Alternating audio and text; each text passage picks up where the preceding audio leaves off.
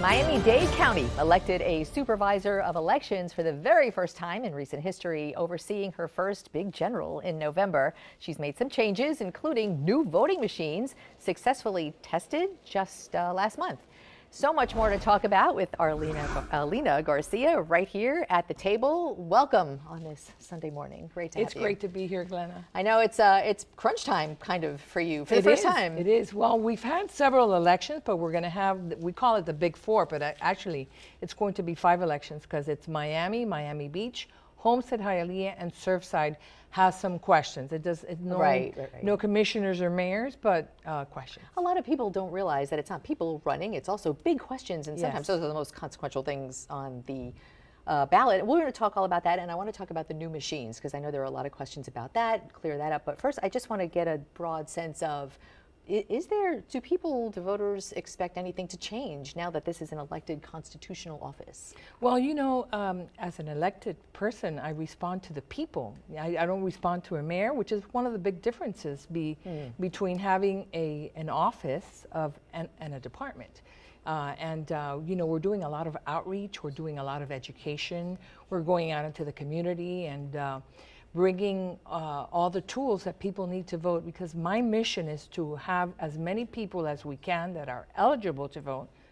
That's very important. Yeah, 100%. And so I want to, one of the questions we get a lot is, now that there is a partisan election for a supervisor of elections, how does the people in the party who are not the supervisor of elections, where do we get the faith that everything is going to go right? And one of the questions that has been bubbling up is maintenance of voter rolls, which happens every year, which is a standard operating procedure. We got a lot of mail about, how do I know that I'm not being, and the P word, purged from the polls? People are very, very worried about that. How do you respond to them? Teach them. Well, actually, by law, we have to do maintenance on our list once a year. And every odd year, we also do an extra kind of maintenance where we look at people that haven't contacted our office in the last 4 years, and we send them a letter. So a 4-year absence gets a letter? Well, it could be more than 4 because we only do that in odd years. So it could be 4 or 5 years absence. It doesn't mean that you've had to vote, but you've had to have some contact with our office. But that's something that's in Florida statute, you know, and this has been happening in all of the elections departments, not only in Miami-Dade County, but throughout the state of Florida. So, and I think from the state on down, and in all 67 counties, I think in the last couple of years, there's been much more of a focus, even before you took office, there's been a focus on making the voter rolls accurate. Yes. So tell people who may wonder, how do I know whether my registration is up to date? What should people do to make sure? Well, you know, it's very simple. You can go on our website. It's votemiamidade.gov. You can go on our website and look up your file there, which is user friendly. I've done that. It's pretty user friendly. It is. We're updating that a little bit also because we want it to be more interactional.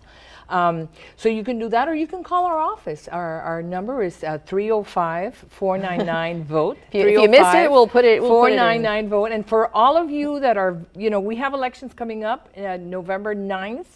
I'm sorry, November 4th. October 9th, yes. There's you know, the cities work differently because the cities, since they're municipalities, they get to do things the way that they want to do them. And Homestead has elections October 9th. They call them the primary elections, but they're not really primaries because they're nonpartisan. And those individual cities and elections, we're going to have a lot more of reporting on those as they come up. I want to talk about the new machines, the DS300 machines. The first time in 15 years this county has new voting machines.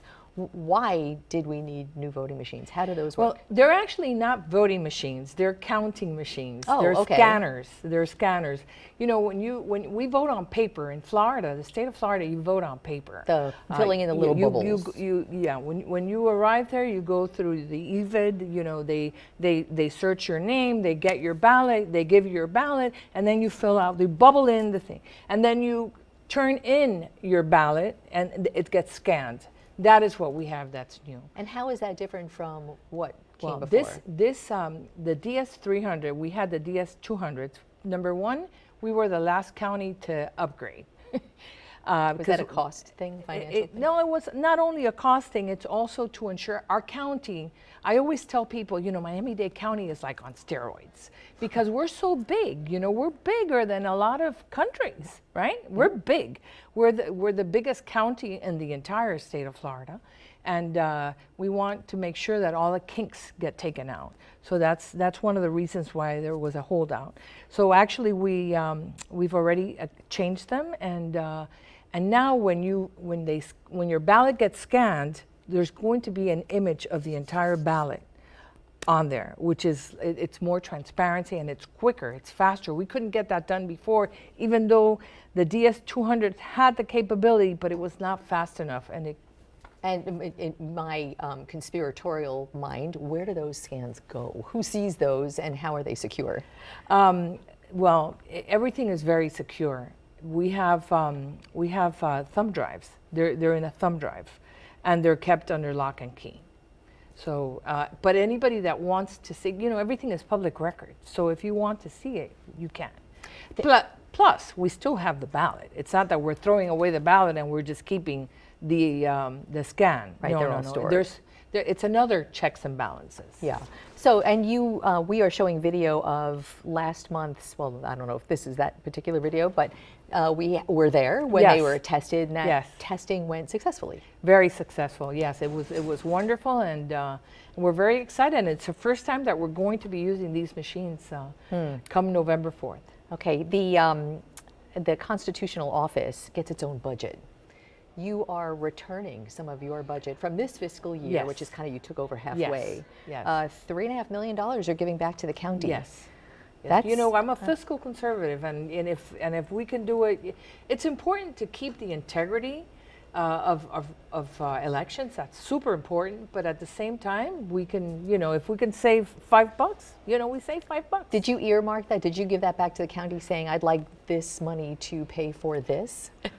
I did not earmark it, and even if I would have, they that's up to the commissioners and the mayor. Real quickly before I let you go, this year, there are new rules for petition gathering to get constitutional amendments on the Florida ballot, and a lot more responsibility for your office to count under deadline. Is that going to be an issue for you? Well, no, not really.